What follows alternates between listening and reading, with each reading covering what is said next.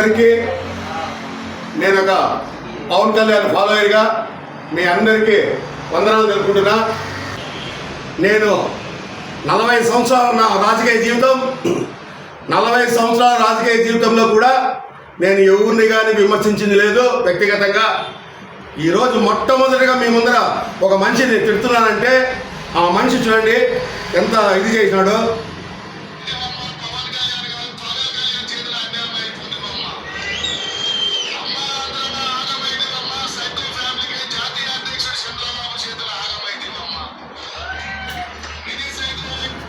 ఈ విధంగా పవన్ కళ్యాణ్ గారిని చంద్రబాబు నాయుడు గారిని కూడా విమర్శించడం మేమెవరు మాకు మనసు ఒప్పుకోవడం లేదు.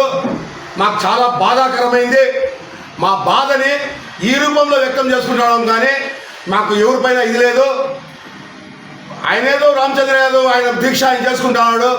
మేము ఆయన ఏం కానీ మా జనసేన పార్టీ వాళ్ళు ఎవరే కానీ చిన్న పొరపాటు కూడా ఒక మాట కూడా మాట్లాడింది లేదు.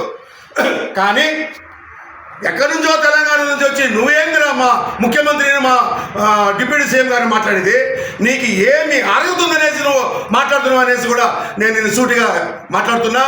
ఇంకా మీట రే శ్రీనివాస్ యాదవ్ ఖబర్దార్, ఇంకా మీట ఎప్పుడన్నా పవన్ కళ్యాణ్ గారి గురించి మాట్లాడితే నీకు పుట్టుకథలు లేకుండా చేస్తామనేసి కూడా నేను ఒక పవన్ కళ్యాణ్ గారి ఒక ఫాలోయర్గా ఆయన భక్తుడిగా నీ ఘాటుగా హెచ్చరిస్తున్నా.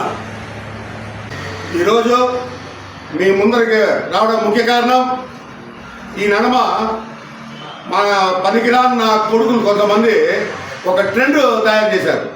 ఆ ట్రెండ్ ఏంటిరా అంటే ఫ్రీ పబ్లిసిటీ.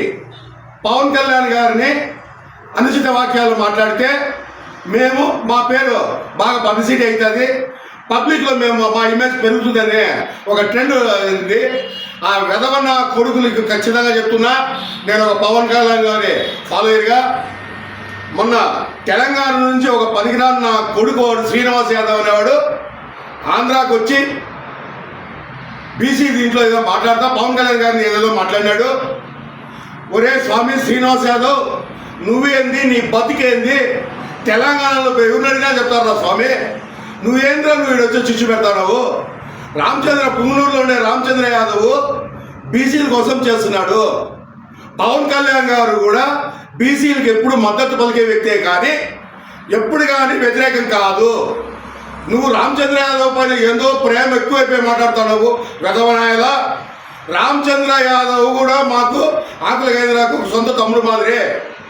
రామచంద్ర యాదవ్కు ఆయన రాజకీయంగా ఎదిగేదానికి పిల్లర్స్ ఎవరో తెలుసా మీకు? కొనిదెల కుటుంబం. కొనిదెల కుటుంబం వల్లే ఆయన రాజకీయంలోకి పోయిందో పేరు తెచ్చుకున్నాడు ఆయన. మీరు ఊరికే అనవసరంగా ఎట్లంటే అట్లా మాట్లాడితే ఒప్పుకునే వాళ్ళు లేరు. ఖాళీ ఆగ్రహ అవసరం లేదు. తెలంగాణలో ఉండే జనసేన కార్యకర్తలు తలుచుకుంటేనే నువ్వు తెలంగాణలో లేకుండా చేస్తారు. తెలంగాణలో ఒక సునామీ వస్తుంది స్వామి, నువ్వు అది మర్చిపోయి ఏదేదో మాట్లాడవు. శ్రీనివాస్ యాదవ్కే కాదు ప్రతి ఒక్కరికి నేను జనసేనలో ఒక వ్యక్తిగా పవన్ కళ్యాణ్ గారి ఫాలోయర్గా అందరికీ ఘాటుగా సమాధానం చెప్తున్నా. ఇక మీద ఎవరైనా కానీ పవన్ కళ్యాణ్ గారిని కానీ కొనిదెల కుటుంబంని కానీ జనసేన పార్టీని కానీ ఎవరైనా తప్పుగా మాట్లాడితే మేమందరము కూడా జనసేనలో ఉన్న మేమందరము కూడా ఏకధాటిగా ఏ రాష్ట్రమైనా సరే ఏ ఊరైనా సరే మీ ఇంటికాడికి వచ్చి మేము చుట్టుముట్టామంటే మీ బాధ నరకంగా ఉంటుంది. అది మేము మాటలతో కూడా చెప్పలేను. ఒకసారి మీ ఊహకే వదిలేస్తా ఉండా. కావున దయచేసి ఎవరే కానీ మీ పనులు మీరు చేసుకోండి.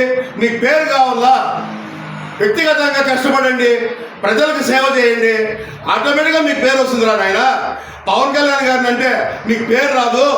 ఇంకొకసారి ఎవరైనా పవన్ కళ్యాణ్ గారి గురించి ఏమైనా మాట్లాడితే ఖచ్చితంగా రే శ్రీనివాస్ యాదవ్ నీకు ఘాటుగా చెప్తున్నా, నేను ఒక ఆంధ్రప్రదేశ్ రాష్ట్ర నాయకుడిగా చెప్తున్నా. అదేవిధంగా నేను ఒక రాష్ట్ర కాపు నాయకుడిగా కూడా నీకు హెచ్చరిస్తున్నా.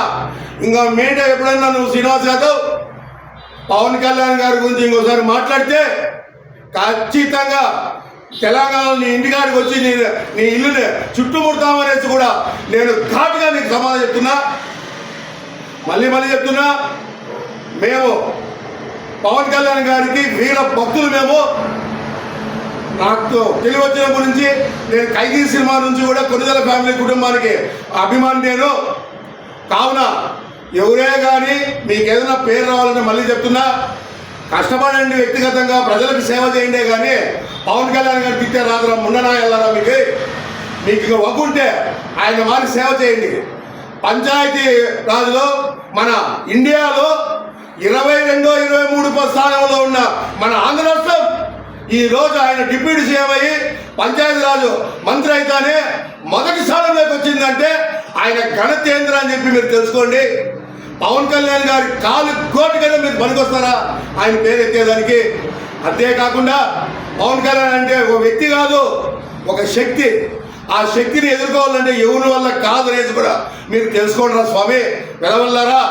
ఆయన ఆంజనేయ స్వామిరా, ఆంజనేయ స్వామి ముందర మీరు కుప్పిగంతలు వేస్తే ఎంత ఇదిగా ఉంటుందో పవన్ కళ్యాణ్ గారి ముందర మీరు మాట్లాడే మాట అంత ఇదిగా ఉంది.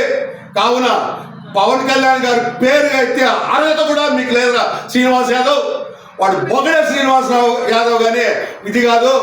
మళ్ళీ చెప్తున్నాం, నేను ఒక జనసేనలో వ్యక్తిగా పవన్ కళ్యాణ్ గారి ఒక ఫాలోయర్గా చెప్తున్నా, బీసీలకి ఎప్పుడు మేము మద్దతే కానీ మేము వ్యతిరేకులం కాదు. పవన్ కళ్యాణ్ గారు ఒక కులానికి సంబంధించిన వ్యక్తి కాదు, అన్ని కులాలకు అన్ని వర్గాలకు సంబంధించిన వ్యక్తి అయినా.